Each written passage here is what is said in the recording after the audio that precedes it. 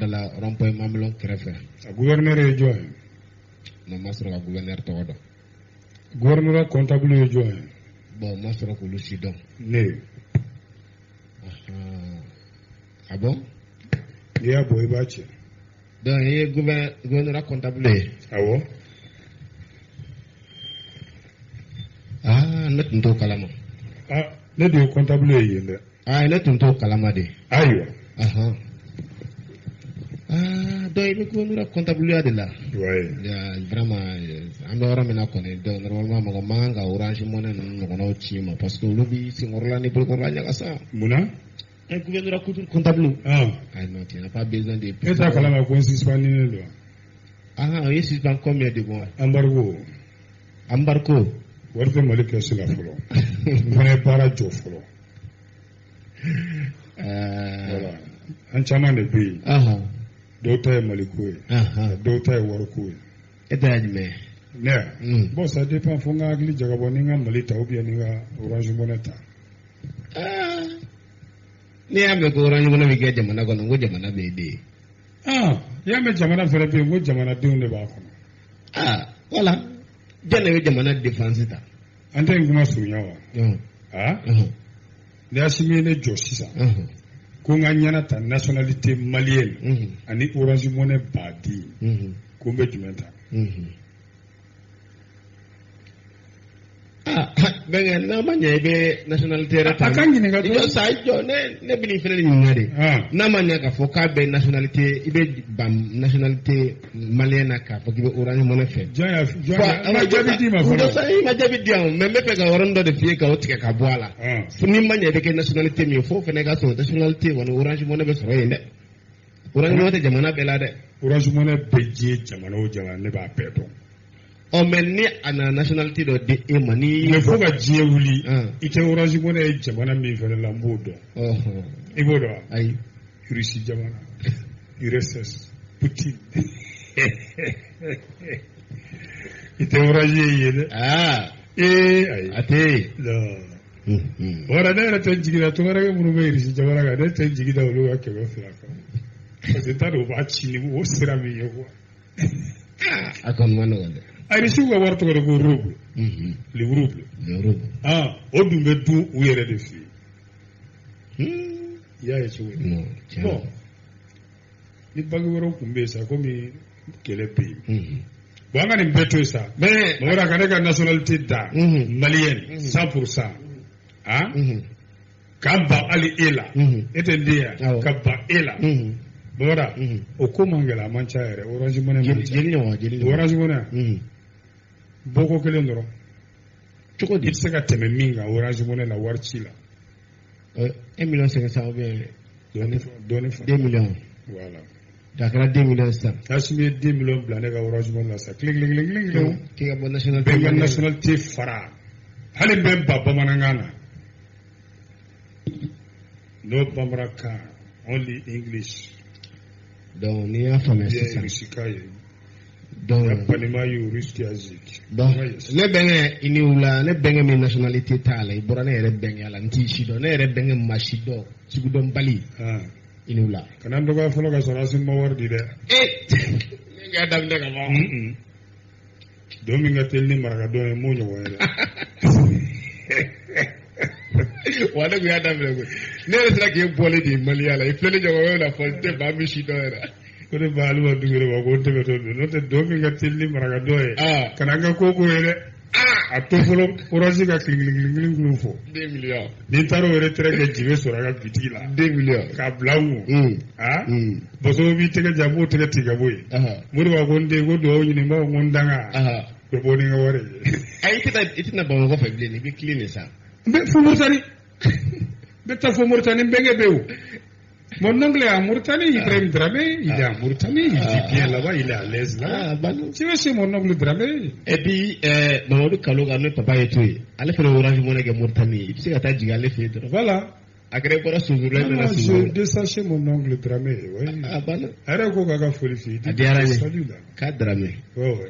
Benula. Marhabu selle. Kuri basiti la. Alhamdulillah. Dimba be Torosti. Ne baden koromuso. Bega ken. Faruka usa. Alhamdulillah. Ala kan be kenya. Mi. Iba mama jabate fene digunonin. Ya Allah. Ala kan be kenya. Ala kan be kenya. Ora be fo ni nga be barkada. Tigi. Bora ga doge bela jele ala kan ameni tuloni nga yele la. Amina. Ala kan ameni kuna fuli sanoma wuli bali tie dili la. Amin. Ambe nege sigi bulu ka fika fo wai. Awo. On ma sebene. Anta seben chugo don. Ayi. Anga dalu bambulu. Kosoba Itle noro. Nge. Itle. Kosoba. Ulosa? Nan. Fuli dile wa antna ni plata ka janda la. Ambage chori. Egi take. Nini ngale kolo galang. One na antake jabi surumani nagamani. Inne mine fulo. Wili wali. Ayo famio. Musa jigiba mse ka famu jogo mi. Nale ya famia. La sa koroge ma hamma jigiba. Barabana. Bege. Ne. Kiwara gunu majmane li bolo. Kalama ni. Nge. Ko mi ga di so sama ga ya. Kosoba. Yoro kalama ne ga da fen gonu de ga. Awo. Tasmo gonu. Ne de muso katigele. Voilà. Tesira. Voilà. Now. Femi sete moyi. Kana karaba. Ikaba go fe no karaba mi sete. Ayi. Go femi sete ye. Voilà ni yi fara to do karaba ni ma. Boneyita. Allah akbar. Benga joni ye fen karaba femi sete yi. Muya black o karaba. Aya karaba chogodi. Kerami mumoro wala. Nge. Ni bete nyini ngalu yeso. Okay, ko be jabi de ma wa. Sisa. Nta di fude. Fonga mungi. Ni ma Orange Money di fendi min menkene ya. Ben medu susuma dima. O bebe. Ni o soroko ta. O tale ko fe. Nge. Ikanga min vara o kan. Itno bela de len fara klaka ti jo Orange Money dalake itka retele ke kata. Ko sebeke. Bora. Now. Nizuma tale ko fe ka furudimi ni korona bana o kele ko ba. Kono be funo abe tunwo. Be fie blawo. Nduzugu be kala antise ka dumuni beke o be bana. Munu yan wele ka anfo kan tanu ku sira ka sungolo su. Yana be ala ka sungolo chama yira mu. Bora. Cɛ minnu bɛ futa fɛ su yɛrɛ ka ko abada. Mamada sabu ni su kora gɛlɛya ni maloya ni kumasulu min bɛ so kɔnɔ u ni ala de b'a dɔn a n'u furumuso k'i kisi o ma. Mamada f'i yɛrɛ ka vérifier don ka su jagoyala ko i ɲɛkɔrɔ. An ka cɛya fura ta dɛ. Numéro bɛ journal sanfɛ. N'i y'o ta Mamada e tila ka an wele an fo. Mais kana an fo dɛ barika da ala ye. An bɛ bɛɛ fo o la. O la n'i y'o ta hakiliw sigilen kɔ tuma min. Fɛn jumɛn se tɛ jɔnni ye n'a y'a karaba a ye mun karaba a y'a karaba min mun bɔr'o la o ko kɛra cogo di ni ala sɔnna n b'a ɲɛ. Bisimila. Ala k'an dusu suma. Amina rabbi. Ala k'i ka dugawu minɛ. Amin. Bɛnkɛ na ala y'an dusu suma o ka da an ye. Kosɛbɛ kɛ. An fɛ ko bɛɛ lajɛlen na ala y'an dusu suma bɛnkɛ o ka da an ye. Kosɛbɛ kɛ. Minnu ta ye warimisɛnnin ko ye ala k'a nɔgɔya. Mamada. Ala ka an jɔ tintin kan. Namasafara kana y'an senkɔrɔ. Ni namasafara yera an senkɔrɔ n'a ma ɲɛ binni kɔ. Ala ka an bin Orange Money kɛsuba kɔnɔ. A vidéo bɛ yan. A falen fɛ. Kɛsu ka di e bɛnkɛ tɛ kɛsu fɛ. E bɛ mun fɛ? Ne tɛ kɛsu fɛ. Bɛnkɛ wari yɛrɛ ni ma ɲɛ bɛ wari yɛrɛ ɲini ala bolo quoi. Kana fɔ k'i ka bi a kan. A fɔ a ka wari ka bi kan. Tun ka bi wari ka cɛ o. O la n na bi yɔrɔ dɔn. N'i da ko wari ka bi ka jugu mana taa farakuru bi kan ye. A b'a kɛ cɛ ka tariku ye. I hakili b'o la kɛ.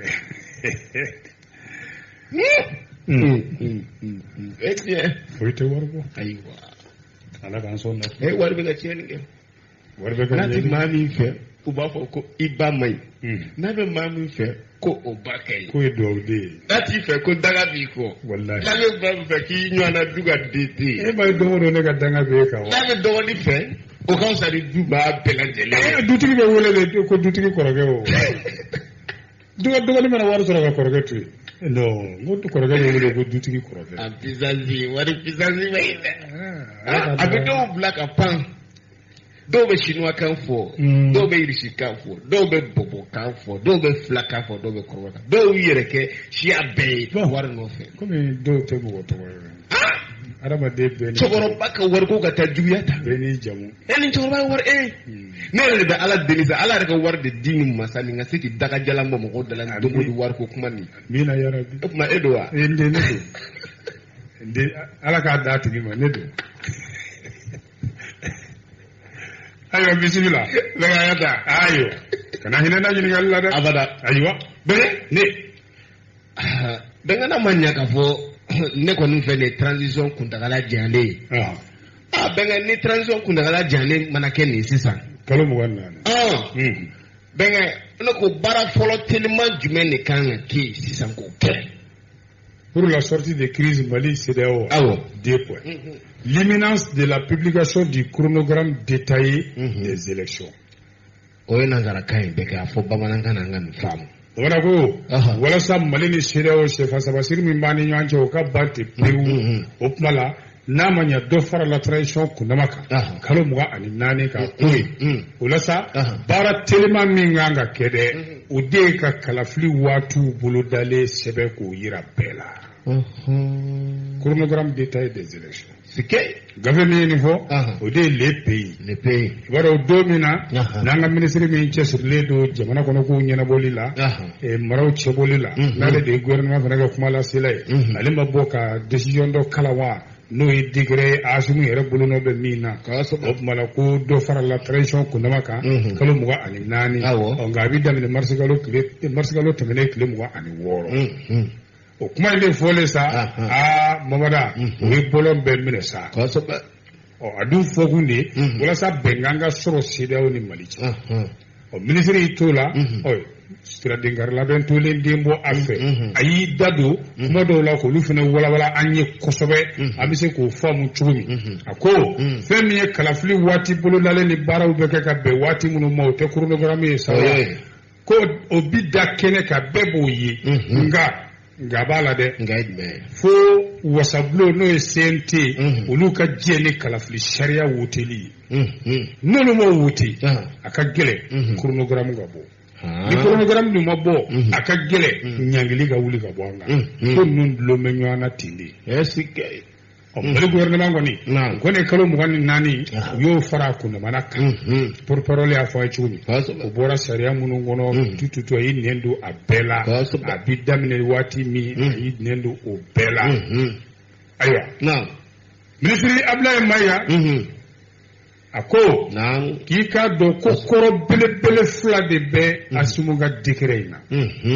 dossier bele fla de bala aywa sharia boloka politique boloka est-ce que femi sharia boloka na ifo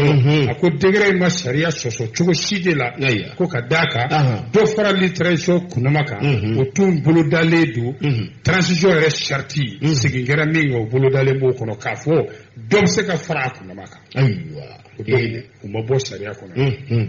o nga yoro minza nikiri ni kara besa o de a politique kunyi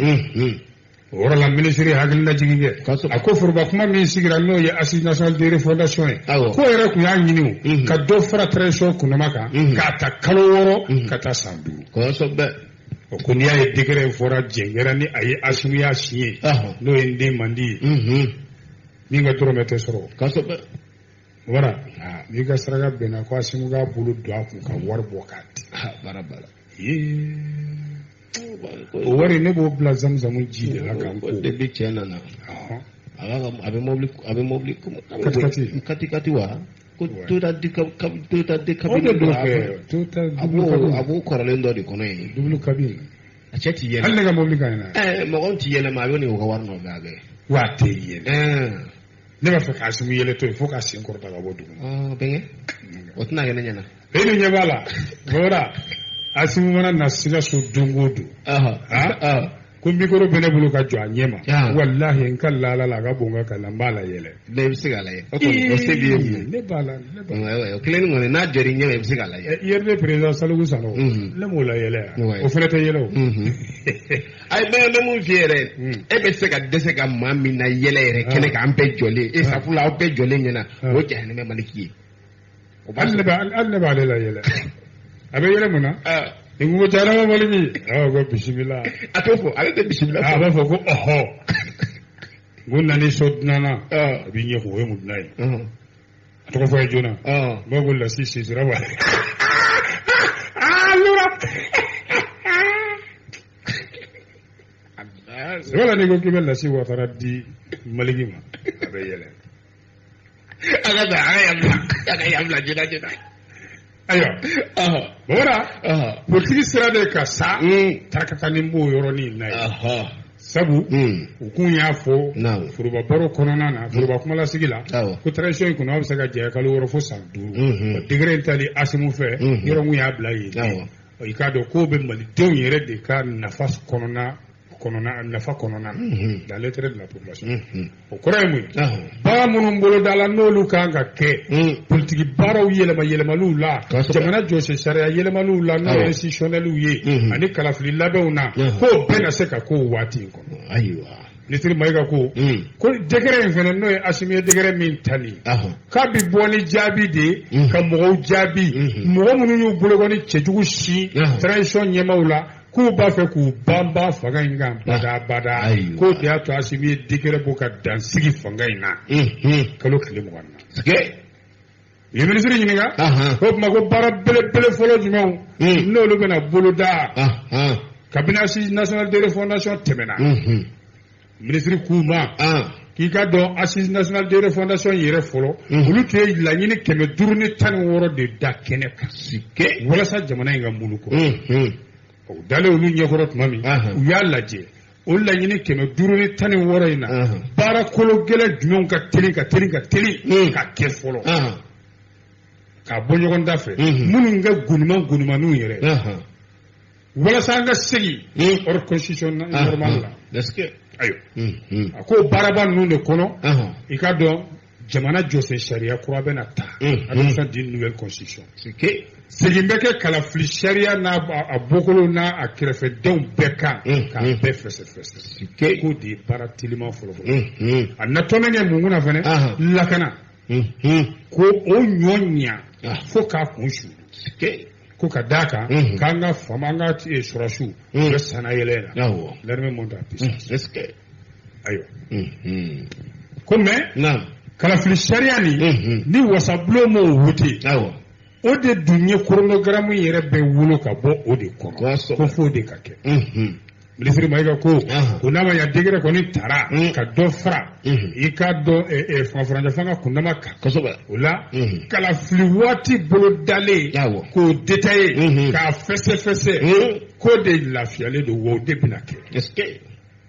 o dali kɛnɛ kan yɛrɛ ko ye kotili de o kan ka kɛ ko ye min man ka bila ka sumaya yɛrɛ ayiwa a baara bɛ kɛ dɔrɔn ni CNT mɔgɔw kɔni ko anw tilala an sɔnna kalafili sariya ma n'o ye loi électorale an sɔnna Bamara ko chronogramme bɛ bɔ o waati bɛɛ ko n'o ma kɛ a ka gɛlɛn kalafili waati bolo dalen ka fɔ ministre ye min fɔ o don dɛ ko ni malien dɔw kun sirannen don k'a fɔ ko ni min fɔlen filɛ k'a kunnama jɛnya kalo 24 ko na kɛ gɛrɛntɛ wɛrɛ ka fara gɛrɛntɛ kan Mali ni CEDEAO cɛ ministre ye maaw hakili sigi a ko ayi a tɛna ni gɛrɛntɛ foyi ko sariya in yɛrɛ tali ko b'a yira k'a fɔ hali bi an ka ɲɛmaaw fana bɛ kuma ɲɔgɔnya fɛ ni CEDEAO ye sigikafɔw bɛ sen na wa u bɛ ka taa ɲɛ kosɛbɛ ministre y'a fɔ cogo kan sera yɔrɔ dɔ la ani CEDEAO cɛ ɲɔgɔn faamu k'a taara yɔrɔ jan kojugu sira ɲuman kan o ko yɛrɛ de y'a to Asimi ye degré in yɛrɛ bɔ ko o b'a kalama dɛ ko médiateur b'a kalama journaliste y'a ɲininka ko médiateur jumɛn a ko Sikaso Laurent Sani kɔrɔkɛ Goodluck Jonathan k'a b'a kalama Goodluck Jonathan voilà Laurent Sani Goodluck Goodluck non Jonathan Jonathan voilà Goodluck ye Jonathan n'a fɔ n fa don nafolo b'a ka bon la kosɛbɛ ayiwa ko Goodluck Jonathan k'a b'a kalama dɛ a b'a kalama ko wa jɛkulu min sigira ka transition k'a suit k'a nɔbɔ a ka baara la k'u b'a kalama dɛ ministre Ablaye ko ten a ko CEDEAO jamana ɲɛmaa kɛlɛ tɛ yen min t'a kalama k'a fɔ ko Asimu bɛna nin degré in lieutenant colonel Ablaye Mayiga don ayiwa bɛ min fɔ maliyɛnw ye sa o de ye k'a fɔ maliyɛnw ye an k'an jigi sigi an hakili kɛ kelen ye ko hali CEDEAO y'a ka tɔnsigi décision tali min bɔ a ma Mali ni Burukina ni fɛnw kan k'a bila ka taa fo kalo kura tile 3 la ko Mali ɲɛmaaw n'o t'o ye dɛ o tɛ an ka transition ɲɛmaaw n'o ye dɛ ayi ministre Abdoulaye Mayiga sɔrɔla ka mun fara o kan ka kuma kun cɛ sa a ko siga t'a la fiyewu ko siga tɛ min na sanction ninnu wulili ye teliya de ayiwa ko tuma b'a ɲini maliyɛnw fɛ an faralen ka to ɲɔgɔn kan an ka ɲɔgɔn minɛ i ko kɔnɔkulu Ala k'o nɔgɔya Burama Gindo ale ka fasiri don gafe jumɛn kɔnɔ les pays bisimila bɛnkɛ ne donc o maa bɛ se ka a fɔ o la ko Mali ni CEDEAO k'u bɛnna kɛ ko la sa dɛ nde o ɲininkali kumaba 2 de sɛmɛnen bɛ yan fɛnɛ dɛ le Mali et la CEDEAO se sont-ils entendus la hache de guerre serait-elle finalement enterrée o y'a nantara kan ko ale a yɛlɛma bamanan na jona bɛn an ka taa ayiwa ko maa bɛ se k'a fɔ nin kadara kɔnɔna la sa wa ko yala Mali ni CEDEAO ye ɲɔgɔn faamu wa ayiwa ɲininkali gɛlɛn ko kuma kɛlɛkɛ jele o donna dugu jukɔrɔ bada sa wa ayiwa ɲininkali gɛlɛn Algérie ye jaabinin di a ko la i b'a dɔn kalo 6 n'o ye jenkalo ye télévision b'a la a ma dogo maa la bɛɛ ye lieutenant colonel Abdoulaye Mayiga ye n'o ye gouvernement kuma lasela comme an y'a fɔ cogo min a bɔra k'a fɔ ko dɔ fara la transition kɔnɔma kan an y'o fɔ an da ma fama o kuma ma sisan ko ga maliyɛn min kun sigilen bɛ n'a ye ko nin communiqué in bɛ kalan nin don Mamada k'o ka dɔgɔ dɛ bɛɛ tun t'a kalama dɛ ayiwa ka d'a kan sibiridon kalo tile 4 a kɛra yen nɔ u ye Mali ka dossier bila k'u na jaabi di fo juillet kalo tile 3 awɔ yɔrɔ an da ma fama nin si ma ayiwa k'an kɔni an ye min mɛn an ka ministre min cɛsirilen don an ka jamana ni jamana wɛrɛ sira taama la o t'i tɔɔma ye wa Ablaye Diop o don bɛnbɛnkɛ Ablaye Diop fo yɛlɛmani an b'a fo bɛnkɛ fu butigi hɔrɔnya awɔ suguda la yen bɛnkɛ Bili Haki be Jane Semaga Ibrahim Jane Semaga b'a fo kosɛbɛ Ado Golle Ado Tampi Kanari Ablaye Diop ale kumana IMOA ka tɔnsigi in na a ye walawalali yɛrɛ de kɛ ko b'a yira k'a fɔ décret hakilina a kun mɔlen dalen bɛ yen nka communiqué in yɛrɛ kɛkun ye jumɛn ye sisan ko yala Mali ni CEDEAO bɛnnen bɛ fɔ la wa ko sabu communiqué min ni Asimu yɛrɛ de bolonɔ b'a la a n'a ka premier ministre docteur Choguel Kokala Mayiga k'a sɛbɛnnen b'a la ko transition a kunnaba bɛ jɛnya kalo 24 k'a daminɛ mars kalo tɛmɛnen na ko munna u ma décision in ta kabini o mois de mars tɛmɛnen in na ɲininkali gɛlɛn kɔni munna u nana décret in bɔ sisan ɲininkali gɛlɛn bɛ yen CEDEAO de y'a wajibi ko fo ka kalasili waatiw boloda baara min bɛ kɛ ka bɛn waati min ma n'o ye chronogramme ye transition maaw k'olu y'o ɲini u fɛ walasa u ka se ka ɲangili wuli ka bɔ an kan o ko fana dalen tora sunɔgɔ la ten tɔn kɔnɔ tɛ an ka transition maaw kun ye san 5 yɛrɛ de fɔ kalo 6 ka taa bila san 5 la o de nana ni CEDEAO maaw yɛrɛ dusu tiɲɛni ye o de nana ni ɲangili ye ka maliden caman degun k'an kɛrɛfɛ jamana dɔw degun o kɔlɔlɔ jugu kɛra jumɛn ye embargo o embargo in Mamada k'a gɛlɛya bɛ ka ye fan bɛɛ fɛ maliden bɛɛ fɛ ko dɔw yɛrɛ bɛ olu kumakan yɛrɛ banna u bolo sa ka d'a ka gɛlɛya min n'a y'u sɔrɔ embargo in ko dɔw ko k'ale saraw bɛ sɔn ka jɔ dɛ ne fonctionnaire ka saraw Ala k'o kɛ ko kalo nataw la k'u bɛ jɔ dɛ Ala k'o kɛ ko kumasen sira dɔw fɛ k'a fɔra yɛrɛ ko CNT maaw n'o ye wasabulon maaw ye k'olu ka kalo tɛmɛnen ko o sara ma don olu ma jagokɛlaw k'olu kɔni ser'u dan yɛrɛ de la conseil malien des chargeurs ani patronat k'olu haminen don nin situation in na kosɛbɛ ka da jagobakɛlaw ka hami kan ko fɛn bɛɛ de finnen don ko wa maa tɛ se k'a fɔ k'o tɛ tiɲɛ dɛ ko maliyɛn caman kɔni y'a ye k'a fɔ nin ko in k'a fɔ an ka jamana ɲɛmaa minnu bɛ yen bi k'u nɔ t'a la ko maa caman tɛ k'o fɔ ko sabu u tun kan ka misi ta biɲɛ ma de walasa degun min b'an kan bi k'a kunbɛ cogo ɲini fɔlɔ yanni u k'a kɛlɛ daminɛ ko n'i ye jateminɛ kɛ ko a ko yɛrɛ tɛ se ka ɲɛfɔ yɛrɛ a tɛ se ka ɲɛfɔ dɛ ayiwa n'an tora nin kɔnɔna la k'a man ɲi maliyɛnw ma a man ɲi hali transition yɛrɛ ma ko munna an ka jamana ɲɛmaa minnu b'an kunna bi yan'u tun ka a fɔ k'u bɛ kalo 24 in fɔ nin waati in na ko munna depuis daminɛ u m'a fɔ CEDEAO ye ko kalo 24 ka to o kan u bɛ kalo 18 fɔra o tɛmɛna kalo wɛrɛ ka taa bila san 5 la o fɔra sisan kalo 24 o la sa i b'a dɔn k'a fɔ k'an ka jamana ɲɛmaa minnu b'an kunna bi n'o ye transition ɲɛmaaw ye ko u ye kɛlɛ tuma jɛ dɔɔnin ne b'a nin kuma fɔ aw dɔn il faut négocier quand tu es en train de faire en quoi là en période de force en période de force il ne faut pas négocier en période de faiblesse ko an ka jamana ɲɛmaaw nana ye k'a fɔ an ka wuli ka ko dɔ kɛ o de y'a to yamaru dira Togo président ma n'o ye son excellence Faure Gnassingbé m'a f'i ye ko neveu dɔ wa i y'a fɔ ten a bɛ n wele tonton Laurent de walasa ale ka kuma ni CEDEAO ye tiɲɛ kɔni don CEDEAO y'a ka ɲɛngili u y'a sama yɛrɛ u y'a sama dɛ u labɛnnen tɛ k'a fɔ k'u n'a ko bila koyi ayi la CEDEAO n'est pas prête à tolérer i b'a sɔrɔ sa an ka jamana ɲɛmaaw kɔni u nan'o de faamu k'a fɔ CEDEAO jɔlen bɛ biɲɛ ninnu kan ko lala o de nana kɛ kun ye ni u fɛnɛ bɔra ka décret in ta décret n'i y'a ta k'a lajɛ kalo 24 de t'a kɔnɔ CEDEAO tun ko 18 walima 16 k'a furancɛ man jan ɲɔgɔn na ko donc maa bɛ se k'a fɔ ko ɲankuma u bɛɛ ye ji sumanin k'u koli ji la wa ayiwa ɲininkali gɛlɛn sɛbɛn fasiri b'a k'a kɔni mana kɛ cogo cogo i k'a dɔn décret nin bolonɔ bilara la wa a bɛ waleya ko nka an kana kuma ka tɛmɛ dɛ an k'a to fɔlɔ fo CEDEAO ɲɛmaaw kan ka tɔnsigi min kɛ kalo kura tile 3 n'o tɔnsigi kɛra ni bɛn kɛra ko la kulu 2 ni ɲɔgɔn cɛ n'o ye Mali ni CEDEAO ye k'an n'o ye n'u bɛnna k'o na kɛ foli kun ye ka d'u ma dɛ o na kɛ embargo wuli kun ye ka bɔ an kan bada k'o na kɛ bɛɛ ka hɛrɛ ye Ala k'o kɛ k'an bɛ dugawu de kɛ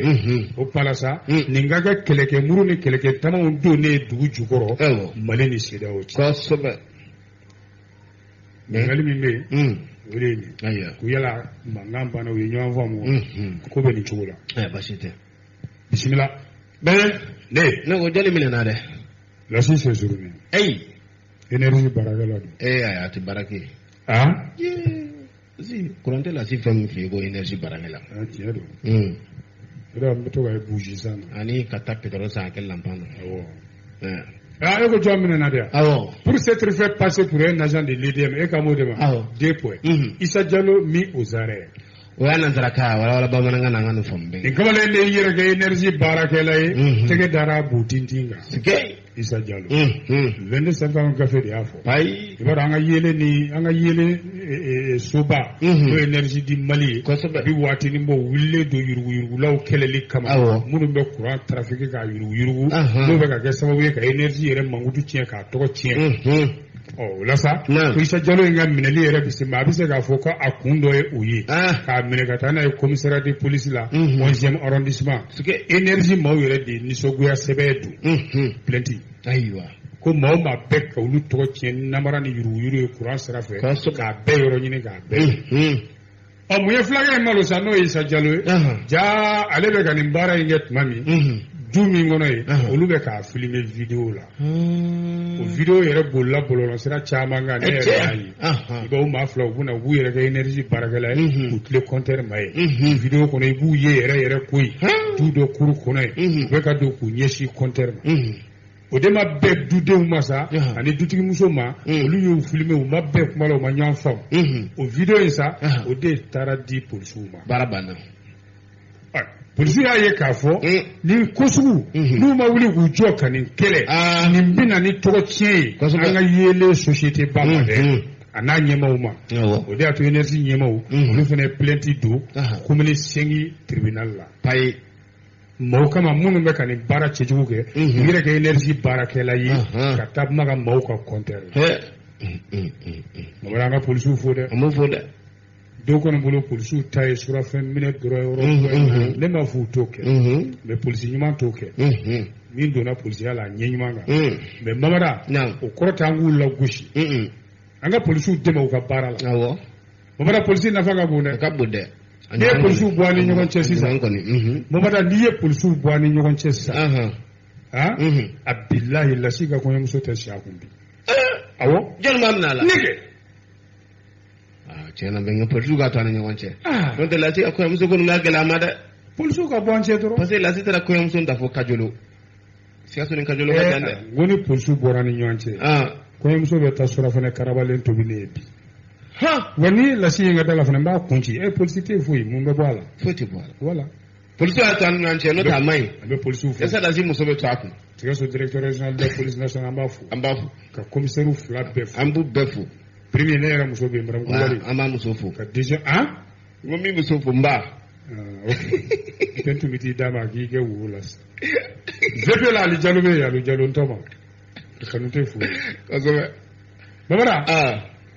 o la sa plainte donnen ni juin kalo in tile 5 yɛrɛ dɛ commissaire de police 11e arrondissement y'u tɛgɛ da Isa Jalo bo tintin f'a ka so Sabalibugu a banna commune 5 la ye ale yɛrɛ de ye ko in ɲɛmaaba yɛrɛ ye a ɲɛda bɛɛ yera ja in na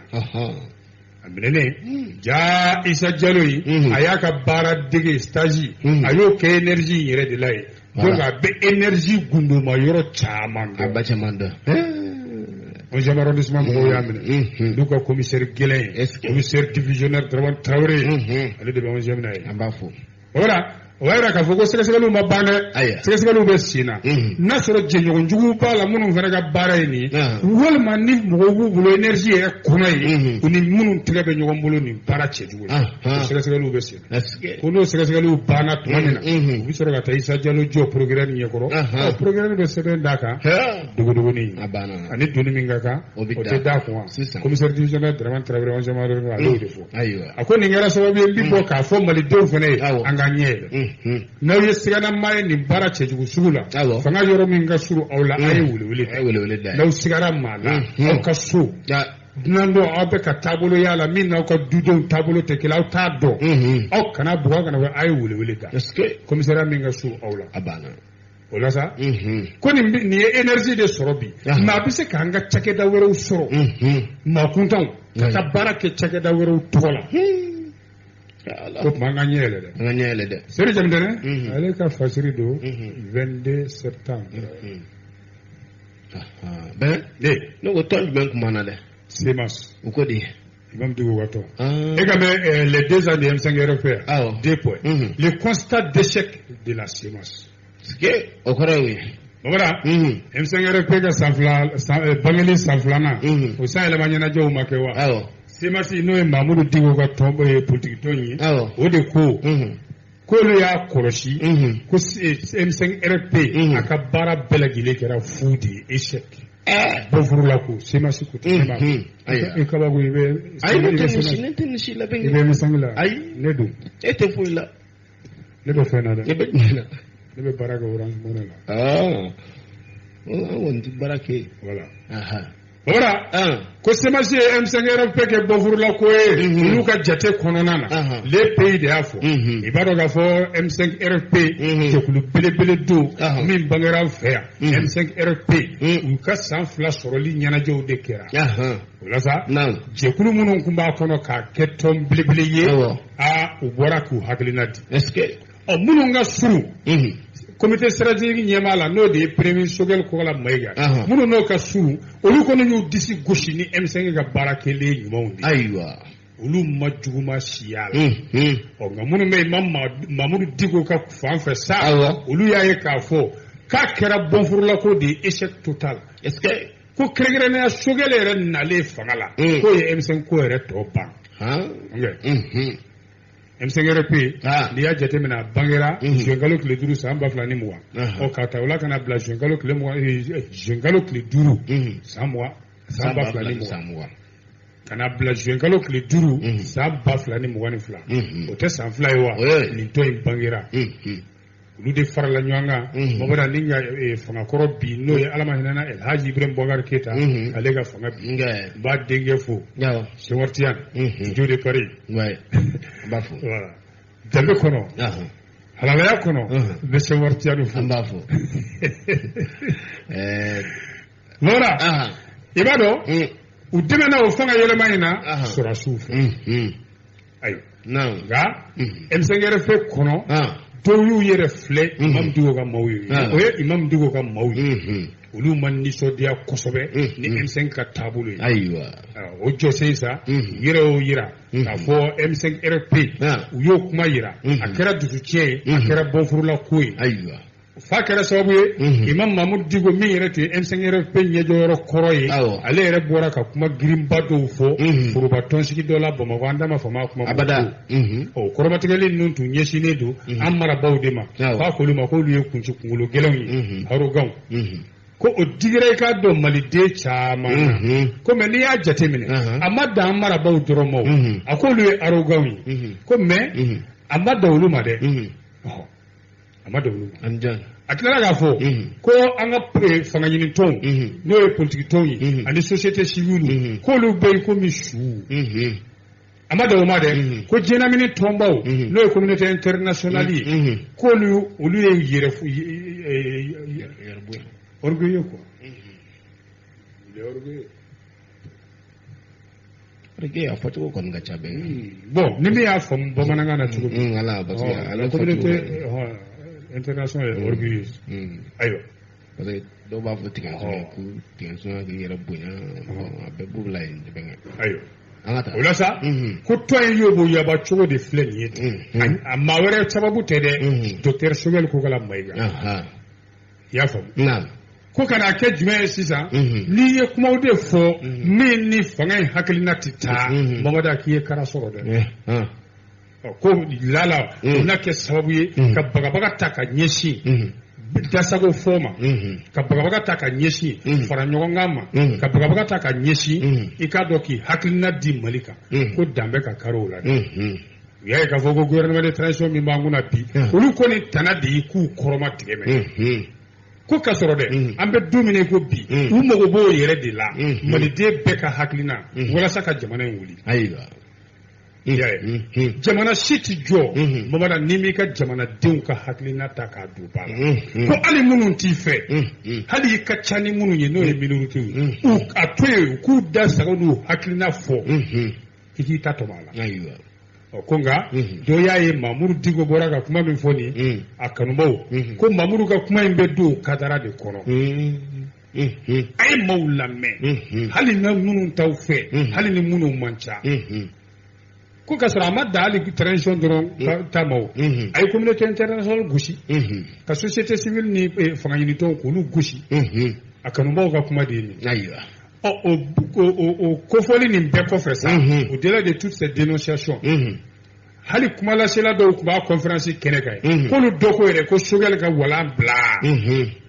ko sabu ko tɔɲɔ ni degun fɛn fɛn bɛ Mali kan a bɛɛ ju ye Choguel Mali farali fɛrɛ tigɛlen kɔfɛ i ka dɔn semasi tɔndenw ko Choguel Kokala Mayiga k'a bɛ ka baaraw de boloda min bɛna bagabaga ta ka ɲɛsin hali balimaya min bɛ Mali n'a a kɛrɛfɛ jamana caman cɛ ani diɲɛlamini tɔnba caman cɛ k'o teriya k'o fara o semasi tɔnden dɔw ka hakilina ye ko hali ɲangili ninnu dulonnen an kunna CEDEAO fɛ u ka tɔnsigi laban min kɛra n'u ma sɔn k'a wuli kalo in tile 4 ko o b'o tamasiyɛn yira ko walasa Mali kana cɛ ci fila ye Mamudu Dicko ka tɔ u ye welewele da ko bɛɛ ka fara ɲɔgɔn kan maliden bɛɛ fanga bɛɛ k'i fanga kɛ kelen k'u na foroba tɔnsigi dɔ yɛrɛ boloda n'o ye forum ye ka hakilinaw fɔ o kɔnɔ an bɛ se ka bɔ gɛlɛya in na cogo min ko mɛ yan'o cɛ Mamudu Dicko kanubaw kɔni ko mɔgɔw ma ni n'olu ka hakilina ye kelen ye fanga minɛ ko ɲuman na k'i kana fara olu kan i k'i tɔgɔ sɛbɛn ka fara o kan ayiwa sɛbɛn in fasiriba Isa Jigiba Musa Jigiba tɛ dɛ Isa Jigiba journal Le Pays u bɛ mɔgɔ ɲini na bɛɛ ŋa titi tɔgɔ di tɛ don mɔgɔ ka tɔn na y'a sɔrɔ n tun bɛ fɛn de la sa conseil d'administration de Orange Money ne don o la ne mun gara buguni ko juguba mamara ni jugara alaka noya. Thérapie de l'impuissance sexuelle quand un féticheur et son client assassinent 2 individus à Buguni. Subhanallah wala bamana ngana bamu be. Mamara ci an lamebo ga agetu Allah ci fura nyini kadara konona na jotigi do anaka client ulu de fleka mafla bono ni la Buguni. O kera ci godi ci fura nyini na o mo lu ta do ga ba ngolo ya ay be ngana ni nanta sagata anya fota be ngana no azira ma fala yiri de do abe jiri ajiri be kungo kono anta fo ma yede no ta be o amta nyini ga bara o wara pour que ka se ga Nescafé boîte fa kele mugu soro ala dugumeno ni ngolongolo be min daykan a yiri tigeto a bilay di dafale be ngani wala jona ngata non de manum famde yiri be sa yiri be de gafe le sorti de afo sorti o wara ko mafla de su dale yira la sara guita ani muso kele awajalo ya furu muso lu de su yira tula kilomètre dama do Buguni kɛrɛfɛ o sɛgɛsɛgɛliw dayɛlɛ na Buguni commissaire fɛ o kɛra sababu ye tɛgɛ dara i k'a dɔn maa 2 b'u tintin kan jotigi dɔ a n'a ka client wala an ka polisiw fo hali bi an bɛ Buguninka bɛɛ fo Buguni an b'a bɛɛ fo ka taa kola ka kolaka bɛɛ fo ka soma fo kola ka dugawu kɛ Ala ka hinɛ bocɛ la Ala ka hinɛ an fasu n'an bɛɛ lajɛlen la karamufin bɛ kola an bɛ karamufin fo ka Konate la fo Morufin Konate ka denbaya ka monsieur le maire fo Mamadou Kulubali an b'a fo ka Mamutu Ble fo Mamutu Ble sabara ka Jafra Seru Jakite fo Sorasi Seru an b'a fo bɛ Buguni ka den bɛɛ fo sabara polisiw ye tile 3 dɔrɔn de kɛ sɛgɛsɛgɛli la u bolo da u kan awɔ Lasana Guita n'a fɔ furumuso faali la ayiwa kamalenin dɔ ja cɛyako bana de b'ale la cɛyako dɛsɛ b'ale ale de filɛ ka taa politiki dɔ fɛ yen k'o ka fura bɔ ka taa o yɔrɔ de la ko munumunu cogo ma ɲa an ye kuma mɛn cogo min dɛ Buguni ye yɛrɛ i k'a dɔn kamalenin taara jɔsɔgɔna in fɛ yen sa k'a k'ale dɛmɛ ka d'a ka gɛlɛya b'ale la cɛya ta fan o fana y'a ɲin'a fɛ k'a kana ni sɛ kelen ye kamalenin nana n'o sɛ ye joona joona y'o baara kɛ bɛntɛngɛlɛnw a ma ɲa somakɛ ko a ma tuguni safuru la jotigi sa féticheur o ko a ma tuguni k'a kana ni sɛ 2nan ye o kɛra sɛ 2nan nana baara kɛra bɛntɛngɛlɛnw o la sa jotigi nana fɔ a ye ko n tɛ tiɲɛ yɛrɛ f'i ye wa o y'a sɔrɔ kamalen ko a ma sɛ 1 nana a ma ɲa sɛ 2 nana a ma ɲa n'i tɛ se i tɛ na bila an ka taa maa wɛrɛ fɛ yen o yɔrɔ de la jotigi hakili la sigi a bɛ ɲa nka n bɛ tiɲɛ yɛrɛ f'i ye a telima o ye adamaden jeli de ye sɛ jeli tɛ se k'e ta in ɲa ayiwa kamalenin ko n'o don o tɛ baasi ye o muru 2 kɛrɛfɛ ale yɛrɛ bɛ muru kɛ ka yɔrɔ dɔ tigɛ sa k'o jeli ko sabu fɔ adamaden jeli de ka kɛ ale ka basi ɲuman walasa cɛya ka se ka nɔ cɛ k'o tɛ baasi ye muru di yan n bɛ n yɛrɛ yɔrɔ dɔ tigɛ sa k'o jeli k'a la a ko ayi a tɛ kɛ ten a tɛ kɛ ten dɛ ayiwa o la sa a ko adamaden faalen jeli bɛɛ ka jeli minɛ o de bɛ k'a kan kamalenin ko n'o de ye sababu ye walasa ne cɛya ka segin a nɔ la k'o tɛ baasi ye o la u wulila ka mɔgɔ ɲini daminɛ u sɔrɔla ka Lasana in de bɛlɛnni daminɛ ka taa labɔ f'a ka so mɛtiri 60 ɲɔgɔn na a ka du kɔfɛ o bɛna k'a fa ni jeli ye ka jeli minɛ muso dɔw de y'o ye sa u bɛ ka nin kɛ muso ma kule sa wa ko k'e tɛ dankɛ e y'an ye kaban u y'o minɛ k'o fana fa o de y'Awa Jalo ye ja cɛ muso de y'o ye ayiwa o la sa n'i y'a jaw yɛrɛ ye o b'a jaw yeli ka gɛlɛn dɛ u bɛ taa su ninnu ye tuma min o y'a sɔrɔ u commencera ka toli yɛrɛ u commencera ka funu baara cɛjugu in de kɛra ne faso la Buguni e ka cɛya wulili kama i tɛ maa 2 bɔ ne o nin na a ye tan tɛ wuli tugun ayi a tɛ wuli tugun mais nin yɔrɔ tɛ gafe kɔnɔ n bɛ min f'i ye Mamara Somakɛ y'u coron de a y'u coron cogo di mɔgɔ jeli a tɛ kɛ ka cɛ ka cɛya bana in furakɛ a mɔgɔ de b'o la Mamara bɛɛ k'i kɔlɔsi sisan adamaden kelen bɛ marchandise de ye adamaden pièce dɛ a bɛ feere ko mobili pièce wa sɔngɔw dɔnnen don yɛrɛ i kɔlɔsi dɛ mɔgɔ ma y'i nɛgɛ ka téléphone ci ma na n b'i don baara la Amérique a bɛɛ ka fisa arabu jamanaw ye o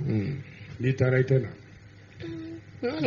y'a dɔn bɔlɔlɔ nka gendarme ou bien n t'a dɔn polisiw de kɛmɛ k'a dɔ minɛ mɔgɔ wɛrɛ de b'a bolo bɔrɔ kɔnɔ a fa ale bɔrɔ kɔnɔ a ye bɔrɔ den fitinin dɔwɛrɛ fana yɛrɛ nka o den kunna jara a yɛrɛ woloden k'o minɛ ka taa o di dɔ ma ko k'o fa ko k'o jeli kan a yɛrɛ ma se k'a faga wolo kama a ye mɔgɔ de ɲini b'a faga a y'o min ɲini k'o ka denni faga dɛ o de fana filɛ ka polisiw wele ka n'a minɛ Bɔbɔra a tun dabɔkun tɛ cɛ ka cɛya bana furakɛli a dabɔkun tun ye nin de ye an kisi k'an tanga aw somɔgɔw de bɛ nin ko sugu ɲɛdɔn an tɛ fɛn dɔn ma mɛn ko somɔgɔw de bɛ nin fɛn sugu ɲɛdɔn e ni ne an tɛ fɛn dɔn an tɛ fɛn dɔn na ala kana an kɛ ka fɛn dɔn na ala k'an ni yɔrɔ jɛya kulalaw ba tan dɔn in cɛ ala haram saba sɔrɔ uzas sirunur tarawele a bɛ ka kunkolo fili a ye kasi daminɛ ale kasi ka di hinɛ ka bɔ a masakɛ ka bamanan an ka nin yɔrɔnin in bila ayiwa bisimila mɛ ko jɔn nin ye ko karaba min se t'a ye ni min se t'i ye n'i k'i b'a karaba awɔ tuma dɔw la i bɛ malo dɛ wala un mois après son mariage fastueux un mois après son fastueux mariage avec un immigré elle tombe pour un vol ni ko ye to kan sa benge te ni fo bamanankan na ni gal lafiya sa ne ma foyi men ne ma ne fo bamanankan na ne demuso Aida Keita ta fa ata fa na duma fa akoro muso Asetu Keita u bebe Cleveland ni no an de untna fa mi fiu okay e demuso tna fa mi Asetu Keita Cleveland gon amba denga Mohamed Fo amba fo Mohamed Fo muso Fo ntoma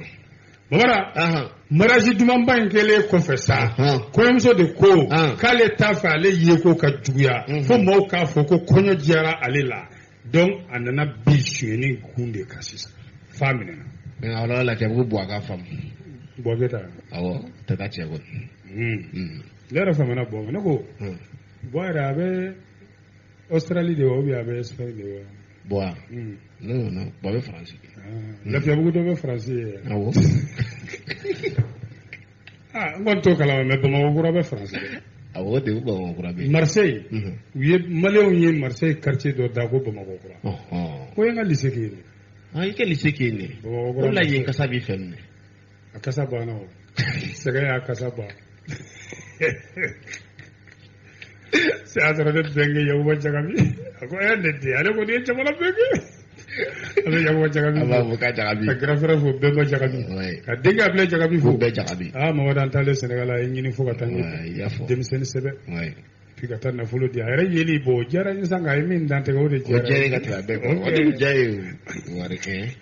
wari NT Bɔbɔra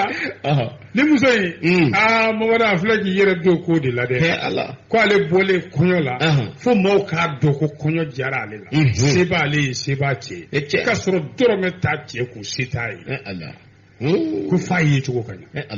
a tɔgɔ yɛrɛ bɛ yan nka an ka sutura ayiwa kɔɲɔ kɛlen kalo kelen dɔrɔn tukarankɛ dɔ de y'a furu ka wari ci kana ka mariage ni fɛnw kɛ a b'a fɛ k'a yɛrɛ maaw la ale cɛ bɛ étranger la se b'o ye ayiwa an tor'o la sa tilegan gɛngɛ yɛrɛ fɛ selifana waati la a taara fini ɲuman feere butigi dɔ de la yen prêt-à-porter bɛ feere a donnen magasin kɔnɔ sa a y'a komi a nana sanni de la o bɛra ka sin k'i tilen ɔrɔbu dagɛlɛnw ni samara dagɛlɛnw ni saki dagɛlɛnw bɛ yɔrɔ min na a y'i tilen o bɛra n'a ye kɛrɛ fila ka kɛrɛ fila a bɛ kelen jigi n'a ye kɛrɛ a bɛ samara dɔ bila a bɛ saki dɔ ta k'o bila komi bitigitigi yɛrɛ kun bɔlen don o ka comptable de tun bɛ yen comptable ɲɛ gannen maa dɔw ka warimisɛn segin na muso filɛ ka bɔ ten sɛlɛku mɛlɛku a mɔgɔ jigitigi a taa ni mɔgɔ ka nafolo ye i b'a muso tɔgɔ dɔn wa ayi mais i bɛna ka muso kɔnɔ ayi ale ne ba ale tɛ sɔn ale bɛ Amérique ale tɛ sɔn ale tɛ sɔn sɛlɛku mɛlɛku o ma diya da kɔɲɔmuso ko non ko ni bitigi mɔgɔw kɔni k'u ɲɛ cilen don ko fiyɛntɔw yɛrɛ don koyi tile 4 dɔrɔn kɔfɛ Mamadu a sigilen filɛ ka taa tun jɔ y'a sɔrɔ bitigitigi nalen sufɛ n'u bɛ compte ni fɛnw kɛ u bɛ tila ka vidéo fana bɛɛ lajɛ feerekɛlaw i ko ni ne sanni i ka rayon na u b'o lajɛ u nana ye minɛn dɔw bɛ rayon dɔ jɛ feerekɛla in ko k'ale dun m'o feere dɛ u y'o vidéo lajɛ ka taa muso ye u kɔni y'a ɲɛ ye u y'a ɲɛda ni fɛnw bɛɛ a ye minnu ta u y'o bɛɛ ye mais u t'a dɔn a bɛ yɔrɔ jumɛn ko saba k'an ka ko de y'a la u de y'a di u tigi de ma u y'a da tigi ma tile 4 dɔrɔn o kɔfɛ muso in de seginnen filɛ ka na a nana dɔrɔn depuis a y'a sen da porte kan bitigitigi y'a ye k'a fɔ ni an ye ja min ye o don nin don ala ale fana sina k'a ka gardien le vigile ko muso kana taa k'u dan dɛ u ye muso minɛ ka na n'a ye chef ka bureau kɔnɔ a tora f'a bɛ jɔ ci lafgardi ninnu bolo n'an m'an bila an bɛ kule k'aw bɛ bin kan olu ko ko kule an mago b'i la wa an ka patron de ko k'i ka taa olu y'a mɔ i ko to lɔgɔma a fɛ kɛra fɛn jugu ye to lɔgɔma alharam a gangɛnɛma a tɛ hɛrɛ sɔrɔ ko a taa n'a ye a tɛ hɛrɛ y'a ɲɛ la o a cira bitigitigi yɛrɛ fɛnɛ bɔ bureau kɔnɔ a tilala ka ho la tuma ko k'i tilala o bɛ tila ko min ja lajɛ a nana video lajɛ kelen k'a ye f'a b'i ɲɛna tɔmɔ finiw na f'a b'a ɲɛna tɔmɔ samaraw ni sabu bitigitigi ko k'a kɛra cogo di kameramana ɲuman kama k'a kɛra cogo di ko nin tɛ yen wa a ma se ka kuma a jɔlen tora ten ɲɛju olu fana allo commissaire principal de police Laurent Jacques i ka élément dɔw bila ka na n ye zone dɔ minɛ maninka don n ye zonmuso dɔ minɛ maninka don polisiw nana ka taa n'a ye olu taara n'a ye k'a sɛgɛsɛgɛ a m'a kuma bila dagajan da la ko ayi a jɔra la olu ko bon n'a ma ɲɛ i jɔra la anw tɛ se k'a ko ban i bɛ taa babaji fɛ yen olu y'a bila ka taa procureur fɛ yen o y'a kiiri komi a yɛrɛ y'i jɔ a la ne de y'a kɛ wa ni n bɔra nan t'a ɲɔgɔnna wɛrɛ kɛ o ye circonstance atténuante donc u bɛnna min kan o ko nin ye ka kalo 3 kaso datugulen mɛku o d'a ma i komi lasi sinsuru tun bɛ min kɔnɔ hali fenêtre t'a la siyo kelen de b'a kɔnɔ yen so bɛ kɛ min a lasi yɛrɛ b'o dɔn n'a bɔr'o la u bɛ kalo wɛrɛ d'a ma kangarabada kaso kalo 6 6 mois de prison assorti de sursis min se t'i ye n'i k'i b'a karaba a b'i don ko la a bɛ don ko la a dun donna ko la dɛ kɔɲɔmuso ni kasola taga o bɛ dangarikɛ bi t'a la i ma kɔɲɔ jabɔ dɛ a bɛ bɛɛ fo ka bɛɛ waleɲuman dɔn ni Ala ma baasi kɛ dun inshallah sini nɛgɛ ɲɛ 17 n'o tana gosira na Ala ka diɲɛ an tɛ ɲɔgɔn sɔrɔ nin kɛnɛ kelen kan na Ala ma baasi kɛ ok hakɛto b'o la sallallahu alaihi wasallam